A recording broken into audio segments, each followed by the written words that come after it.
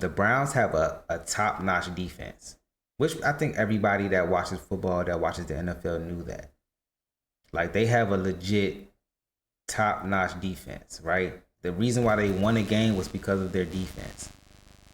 Now, if they can get some good quarterback play, they might have a chance in the AFC North. Like, the Ravens isn't what we expected them to be. The Bengals, they are trash. Like, the Bengals should be looking at Shedeur Sanders. That's why I made that video. Like, they should legitimately be looking at Shedeur Sanders. Like, Jake, whatever his name is not the answer. And then you have Pittsburgh with Aaron Rodgers, and that's just a veteran team. They're going to know how to win games. That's the only team you really got to worry about, besides if when Lamar comes back, or when when the Baltimore Ravens get back on track. But it's like, let's hop into it and let's actually see, because I've been off the Browns ever since the Browns was the story of the preseason. Like, this was like they had the story of the preseason because they had 5 quarterbacks coming in. That was unheard of. But like, once the regular season starts, it's like, now we get to the teams that's like really have a shot at going to the playoffs and winning this thing. So like, that becomes, to me, that becomes backseat. Like, if you're not winning, like, why the fuck are we talking about you? But like, let's look at some of these Joe Flacco plays and see what they're actually doing, as you can see right here. So they got Junkins back in the backfield, so they have pieces. That's why I said, bro, like, if they would have did their draft a little bit different and maybe if they would have drafted Travis Hunter first and then got Junkins in the second round like they did, and then fucked around and got Shedeur in the third round, you would have had your trio. Which is okay, because, I mean, you can make do with the receivers that you got out there right now. So let's actually see what Joe Flacco does. He's going to drop back in the backfield. You got Junkins coming open right here. You got you basically have a blocker in front of him. And if you're going to swing this out to the out route right here, you got, I don't know if he's a receiver. Who the fuck is Big Cuz right here? That's their tight end. Oh, that's Njoku, my bad. Let's see who he decides to throw the ball to on a comeback route to number 3. That's Jerry Jeudy, right? So yeah, okay, cool. That's fine. Now we got Joe Flacco. He's going to throw a deep crosser right here. He's going to hit his back foot. Hutchinson's he's going to throw this ball with pressure in his face. That's tough right there. Like, that's a dot. Okay, they get down here. Boom. Okay, cool. I'm not seeing, like, at the end of the day, it's still 7 for 8, 88 yards. 1 interception that you really don't know who's at fault for that interception. So now you come back on a 1st and 10. This is the thing, though, that you have to live with if you're a Cleveland Browns fan, and you want Joe Flacco back there, is that he really can't move. Like, and Hutchinson beats him off the break, and if this is Shedeur Sanders or if this is Dylan Gabriel, they might try to run away from Hutchinson, and they might make it even worse than what it is. You know what I'm saying? You got to look at it in a totality. Like, it's a sack, but it's like, okay, it's a 5-yard loss. You know what I'm saying? You don't need to make it a 10-yard loss or 15-yard loss. Like, this is one of the best, you know what I'm saying, edge rushers in the game right now. Well, I was talking too soon.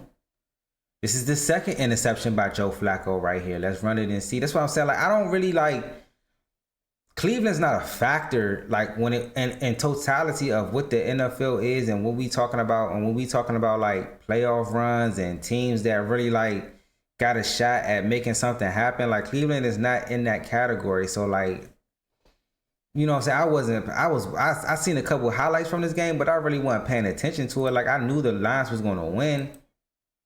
Even from the Green Bay game, I thought that was a one-off. Like, Green Bay, you know what I'm saying? But Myles Garrett can win you a game.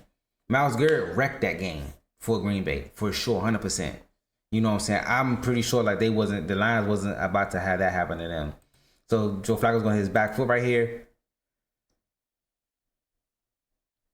And let's see this one. That's what I'm saying, bro. When we talk about these interceptions that he's throwing, the coaches are going to look at the play and be like, oh, he slipped and he failed. That's really not on Joe. That's how they're evaluating it, bro. I'm telling you. And I know for sure that the fans want Shedeur, or they want Dylan Gabriel, whoever you pull in for. The players might want a different quarterback in there. But, like, if you look at this play, like, Jerry Jeudy, he falls on the ground. which causes him to, you know what I'm saying, the guy to come around over his back and get the pick and run it back for a touchdown, bro. He's going to back up, boom, hit his back foot. It's basically a comeback route, which wasn't ran that well. Like, I don't feel like he sold the deep ball. You feel what I'm saying? Like, he's like I said, bro.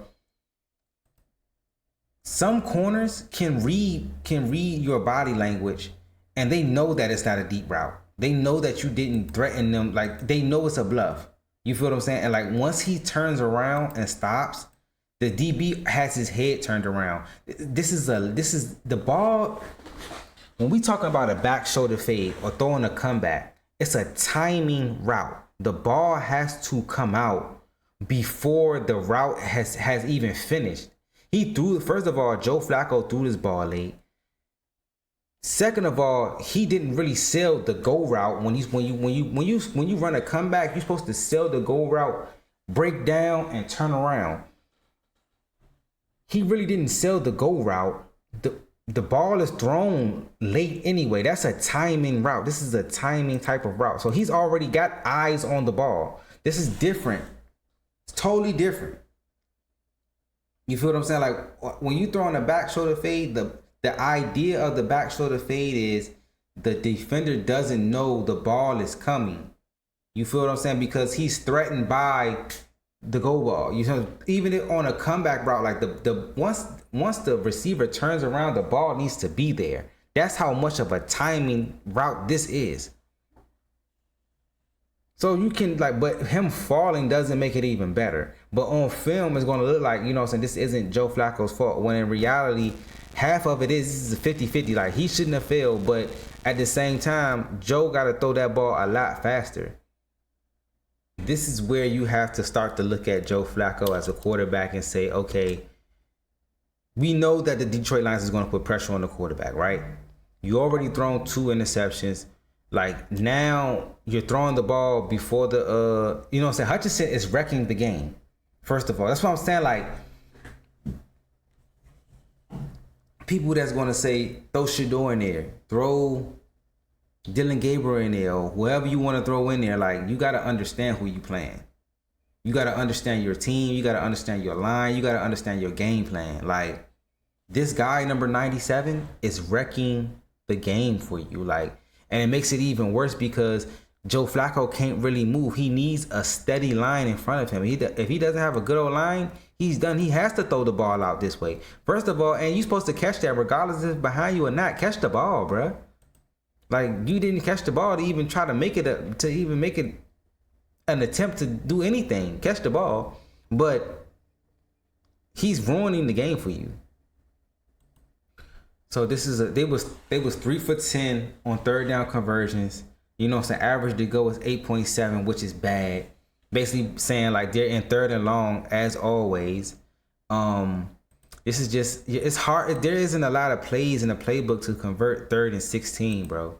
You feel what I'm saying? So you gotta, it's just a basic little out route that ain't gonna do nothing. You know what I'm saying? So you gotta ask yourself, like, you gotta evaluate it as the game plan, who you're playing, and can we actually put a different quarterback in and this shit change? Because even if you put Shedeur in or Dylan in, you're gonna have to have some type of running game. You're gonna have to have some type of scheme. You're gonna have to have some type of game plan throughout. Now, I'm not talking about 15 plays that's scripted at the beginning of the game. No, you need to have almost a full game worth of plays that you're going to run and have different plays for different situations. Like, you need that because you're playing the Lions. You'll have a chance to win. You have 10, you know what I'm saying, you're down by 10. Let's run it and see what Joe actually does. This is 3rd and 7 right here. They're basically going to run crossers. He's going to step. Hutchinson is ruining the game. That's why I say it's hard. I don't want to hear, like, you know what I'm saying, put Shedeur in, put Dylan in. Like, you can't say that after this game. It has to be a game to where as though, like, you're on even playing field with the team and you're trying to evaluate your team. You're not on even playing field with the Detroit Lions. This is one of the best teams in the NFC, damn near the NFL, with one of the premier pass rushers in the NFL. he has number 71 was getting his ass whooped tonight.